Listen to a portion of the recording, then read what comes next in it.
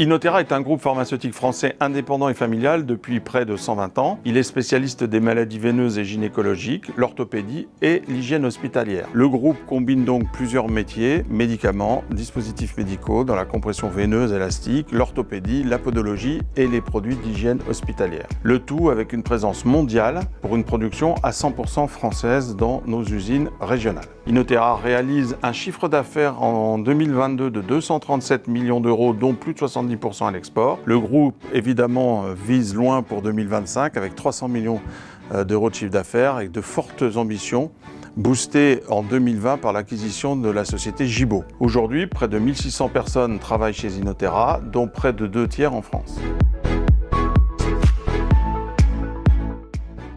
Jusqu'à présent, les entités du groupe étaient organisées comme des PME indépendantes. Une de mes premières missions a été de mettre en place une direction des relations humaines groupe, avec l'idée de créer de la transversalité entre nos différentes entités, avec l'appui d'outils dédiés. SuccessFactors est un bon compromis entre un SIRH spécialisé en gestion de carrière et un SIRH spécialisé en formation. Il est suffisamment souple et ergonomique pour ne pas rebuter l'utilisateur, ce qui est extrêmement important, mais aussi suffisamment strict pour favoriser une refonte des processus. C'est une excellente occasion. Lors de notre choix, SAP nous a recommandé Clap Partners pour nous accompagner. Nous nous sommes immédiatement entendus et je n'ai depuis jamais regretté le choix que j'avais fait. Ce que j'apprécie notamment, c'est le fait que Clap Partners sache me parler et nous parler en tant qu'utilisateurs et non experts techniques. Cela favorise l'engagement et donc le bon déroulé du projet.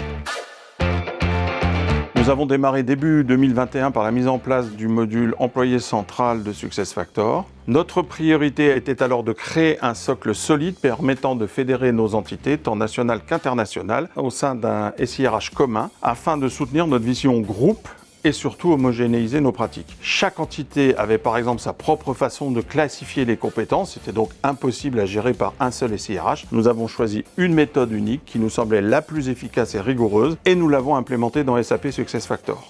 Nous avons ensuite aligné les 120 pays sur ce processus commun. Entre septembre 2021 et octobre 2022, deux autres modules sont mis en place, le recrutement et le onboarding.